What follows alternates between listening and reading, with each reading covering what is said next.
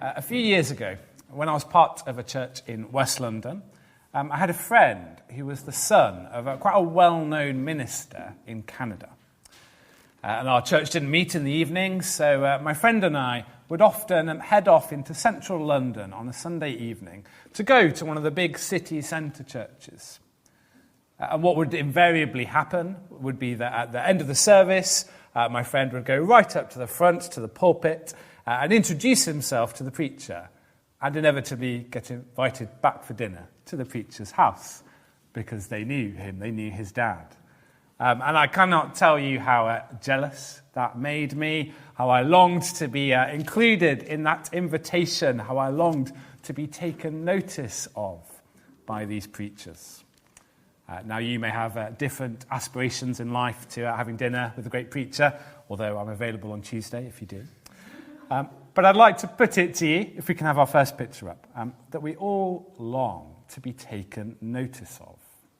We all long to be taken notice of. Even, I think, the shy and retiring types among us who would naturally flee the limelight, I think we all still love to be taken notice of. We want someone to see and comment on our new haircut or our new shirt. We post a picture online and we want people to respond to it, to like it, to write a comment under it. We want to be missed if we couldn't make it to the party, the meeting, the gathering. We want our late finishes or our early starts, or both at the office, to be seen. We want our birthday to be remembered. We want our contribution to the discussion to be valued. We long to be taken notice of. And like me in that story earlier, it's something we can feel a little bit sensitive about, because so often we don't feel noticed. That longing goes unsatisfied. We don't feel seen. We feel insignificant, invisible. We're not sure anyone would even notice if we weren't here. And if people don't notice us, well, what chance do we stand with God, who's got a whole world full of people to be paying attention to? As we feel overlooked by people, we feel destined to be unnoticed by God. Well, if we ever feel like that, Ruth chapter 2 is a very good place to be. We pick up the story where we left off last week, where we left off with the children just now. Naomi is back in her hometown of Bethlehem with Ruth by her side, and they're just in time for the barley harvest to begin. But Naomi sort of slips into the background as chapter 2 begins. It's the story of Ruth now. But before we leave Naomi at home in Bethlehem and head out to the fields with Ruth, there are a couple of things worth knowing about Naomi. And the first one is that there's something that she has, which we learn in the first verse here. And the second is that there's something which she knows, which we'll find out at the end. What does Naomi have? Well, chapter 2, verse 1. Now Naomi had a relative on her husband's side, a man of standing from the clan of Elimelech, whose name was Boaz. Naomi has a relative, a male relative, a good guy called Boaz. And this is a key plot point in this little book, though we won't find out till later. But note to self, from now on, this won't just be the story of Naomi and Ruth, but the story of Naomi, Ruth, and Boaz.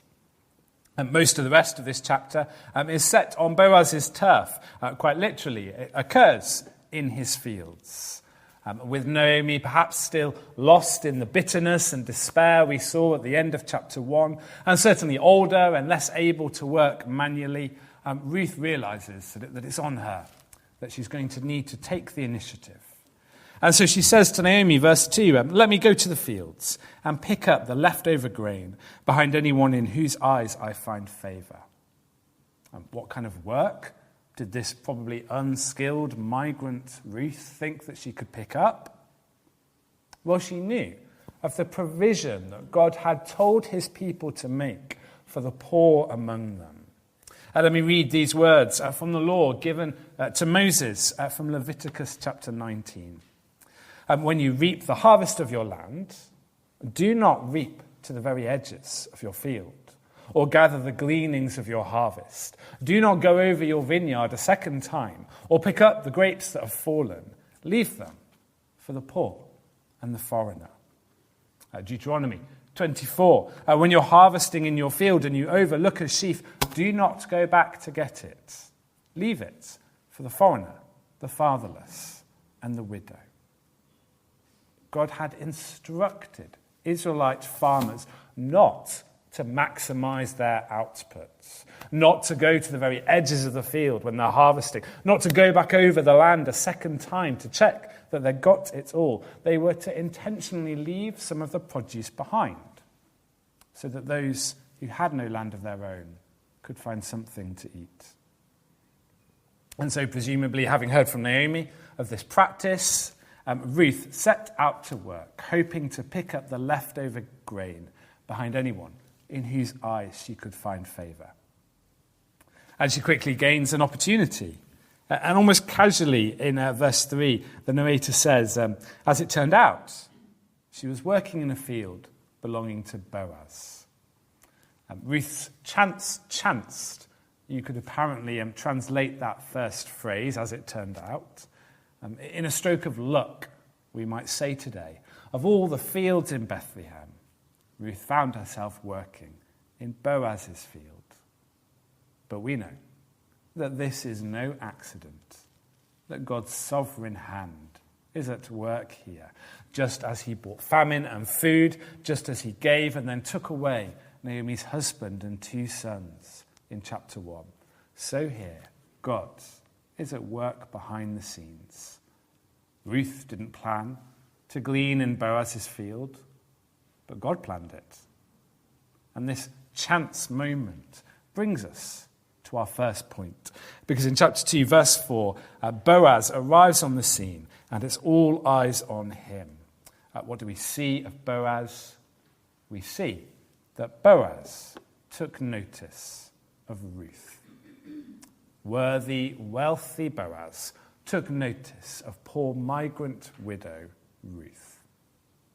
And what an entrance Boaz has in verse 4, warmly greeting his workers in the Lord and being greeted by them. Here, the narrator's telling us, is a man of God, well known and well liked. But Boaz won't let the focus be on him for long. He quickly clocks an unfamiliar woman following his harvesters through his fields. Whose is that young woman? Or in my translation, who does that young woman belong to? He asks the overseer. It's not a question that sits particularly comfortably with us. Why does Ruth have to belong to any man? Can't she be her own independent woman? But for them, it wouldn't have been a misogynistic question. It would have been the natural, even the caring question to ask. Whose family is this girl part of? Who's looking out for her and looking after her? And it didn't have a straightforward answer in Ruth's case. Elimelech ought to have been the answer in the family structure. He was the patriarch, the head of the family, Ruth's father-in-law, but he was dead. As was option 2, her husband, Mahlon, and option 3, her brother-in-law, Kilion. Already, reasons are stacking up for Boaz not to take notice of this woman. Here are some of them. First, she's a stranger. Boaz spots her quickly. They probably weren't very used to strangers in Bethlehem over these famine-ridden years. Second, she's young, and Boaz is probably not. An older man showing interest in a younger woman, well, he's got a reputation to protect. Third, she's poor, and she's probably just another in a long line of people who wanted a favour from worthy, wealthy Boaz. Fourth, she's a migrant. Listen to how the overseer answers Boaz's question. She's the Moabite who came from Moab with Naomi. Naomi's the last word in his sentence. He leads with Moab. She is not one of us, sir. Choose who you're kind to carefully. And then fifth, she's not liked. This one's a bit subtler. But did you notice in the overseer's words, and then particularly in Boaz's words to her in verses 8 and 9, Several times, Boaz tells Ruth not to leave. And he tells her, he's told his men not to lay a hand on her, and that she must drink from his men's jars of water. Some commentators wonder whether Ruth had already suffered some abuse at the hands of Boaz's workers. Why does she need to be told so many times not to leave? Was she already on her way out of Boaz's field, having perhaps tried to get a drink of water and been treated pretty poorly by Boaz's workers? Maybe. And then even Ruth gives out reasons why Boaz should take no notice of her when he comes over to speak to her. She's a foreigner, she says in verse 10. She's low status, she says in verse 13. She doesn't even have the standing of one of Boaz's servants. And I don't think this is humble bragging. I don't think that deep down Ruth actually thought that she was better than the rest of them. And this is just false modesty, the kind of thing that you have to say. I think Ruth knew that she had spent nearly her whole life following the false Moabite god of Chemosh, contributing nothing to Israelite society, paying no attention to the God of Israel. I don't think it's false modesty. I think she knows that there are plenty of other godly Israelites who've fallen on hard times, who've served their God, who've served their nation, who'd be far more deserving of Boaz's attention than she was. Everything was stacked against good guy Boaz, worthy, wealthy Boaz, taking notice of Ruth. Yet he did. Verse 10. Why have I found such favor in your eyes that you notice me, a foreigner? Ruth says. Worthy, wealthy Boaz took notice of poor migrant widow Ruth.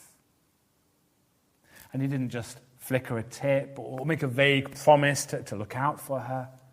Boaz treated Ruth with real, practical, extraordinary kindness. He offered her both protection and provision. She was to stay in his field, not go elsewhere. She was promoted. He tells her to glean alongside, not behind his female workers. And she was invited in for lunch with him and his workers and offered the good stuff, a lovely vinaigrette to dip her bread in. And she was to be amply provided for. His workers were told that they should drop stalks on purpose for her to pick up. I wonder what they thought of that command. But why? Why had Ruth found such favor in Boaz's eyes? Why had he noticed her like this? Well, there was no ulterior motive. He was a good, godly man. And it wasn't just because that she had shown great initiative, proved herself a hard worker, gone above and beyond in her care for Naomi, though she had done all those things. There was something more important that led Boaz to sit up and take notice. Boaz took notice of Ruth because Ruth had taken refuge in God. Boaz sees in Ruth not just a woman who had gone all in with her mother-in-law, but a woman who had gone all in with God. I think there's some conversation between Boaz and Ruth in verses 8 to 13. It is the heart of this passage. And I think his answer to her question from verse 10 is its highest point. Let's read verses 11 and 12 again. I've been told all about what you have done for your mother-in-law since the death of your husband, how you left your father and mother and your homeland and came to live with a people you did not know before. May the Lord repay you for what you have done. May you be richly rewarded by the Lord, the God of Israel, under whose wings you've come to take refuge. Turns out Boaz knows a lot about this woman he's just met.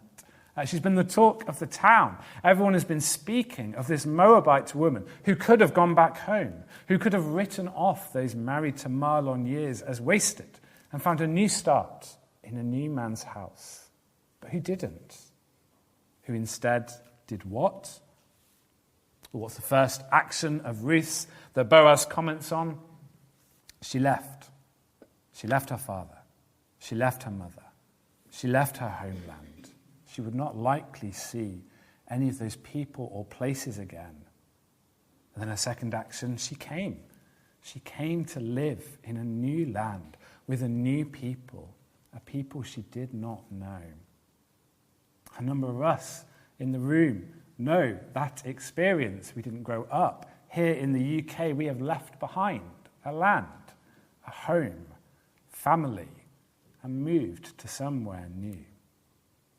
And for Ruth, this was a shocking move, to go all in with this woman and her people, to leave behind all that she'd known by this one woman, Naomi, and to commit herself not merely for now, not for a couple of years, working visa, not we'll see what happens, but for life, and for a life not of ease, comfort and security, but of back-breaking hard work, reliance upon charity, and knowing that she'd be despised.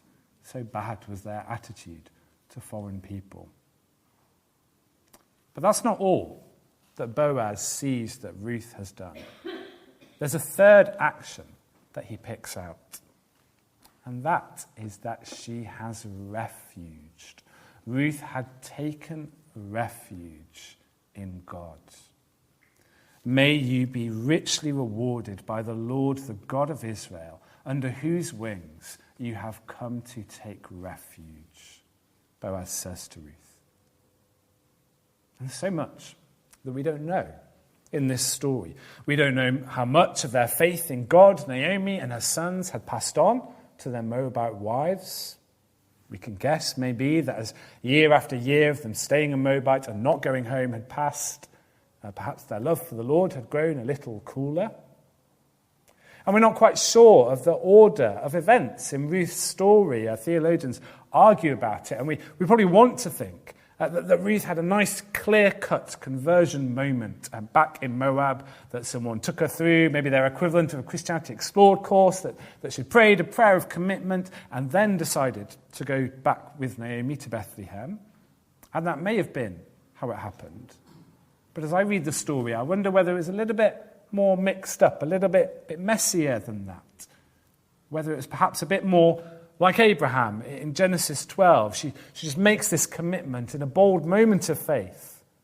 And only later on, walking back to Bethlehem and in the days to follow, begins to realize quite what it meant and who this God of Israel that she's now committed herself to follow is. But those are questions we don't know the answer to. What we do know is that Ruth had become a believer. That's what Boaz sees as he speaks to her here. She had gone all in with God. She had committed herself to the God of Israel. Think of the storm approaching. Think of the mother or father bird opening out its wing and beckoning its little ones in. Come, take refuge under my wing. Find shelter from the storm. I'll keep you safe. That's what Ruth the Moabite had heard the Lord, the God of Israel, offer to her.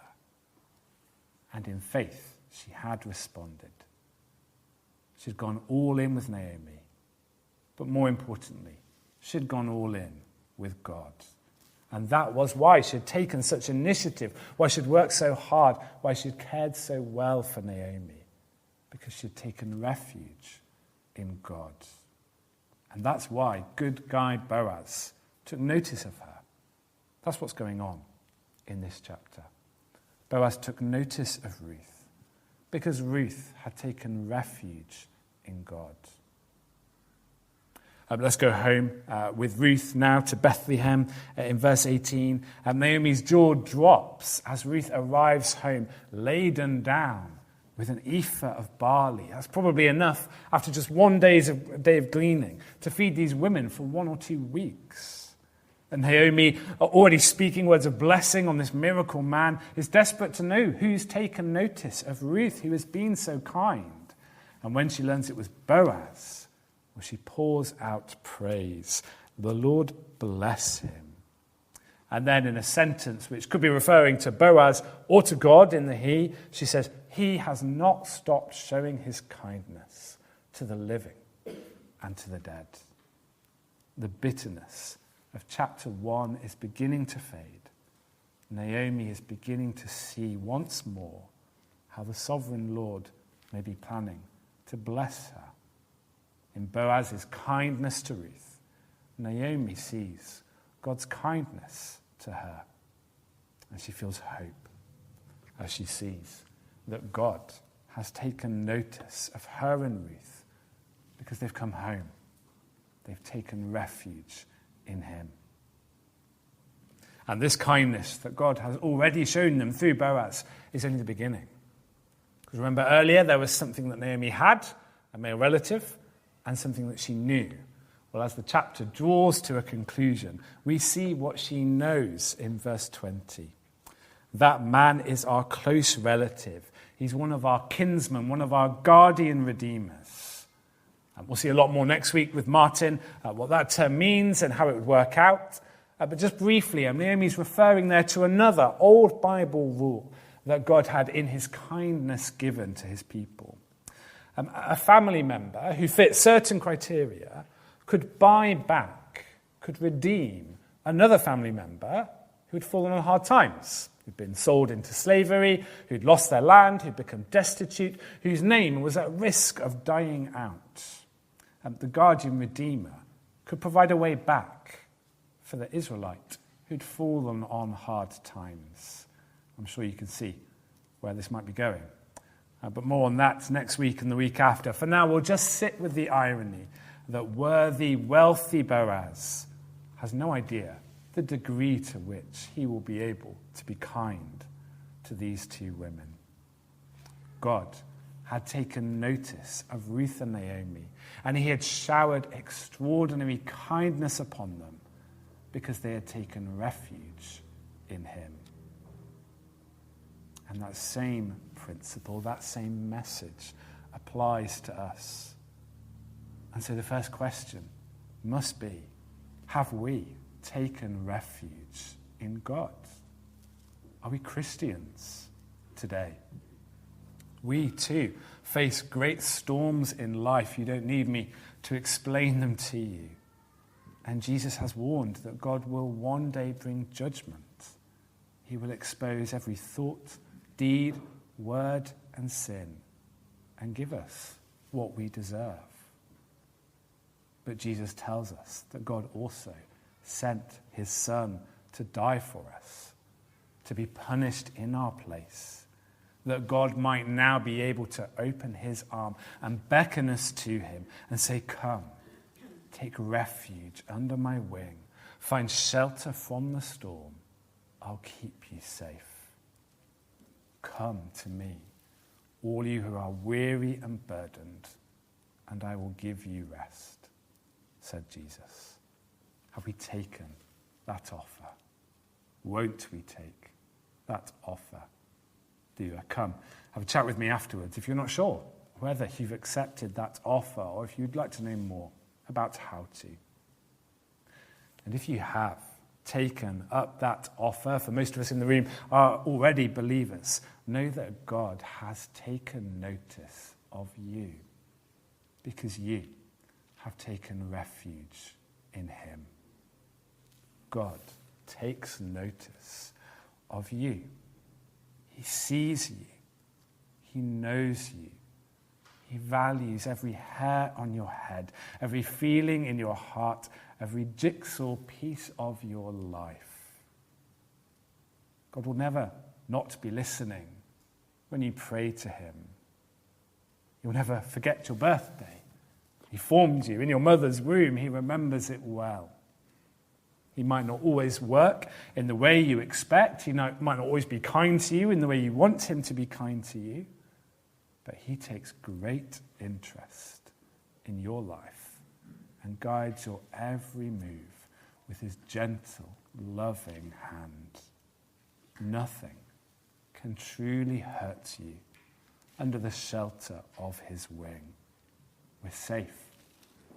We're loved. We have experienced. We are experiencing. We will experience God's great kindness. He's given us every spiritual blessing He's given us everything we need for life and for godliness. He's promised us that the riches of heaven will be ours. Listen to Paul's words in his letter to the church in Ephesus. God raised us up with Christ and seated us with him in the heavenly realms in Christ Jesus, in order that in the coming ages he might show the incomparable riches of his grace expressed in his kindness to us in Christ Jesus. God has been, is being, and will be kind to each one of his children, however the world might treat us. And it's all because of Jesus. Jesus is why God is able to be kind to us. And Jesus is how God shows his kindness to us. So let's treasure him, as Ruth did, though she didn't know his name. And let's serve him. Let's be kind to others as he has been kind to us.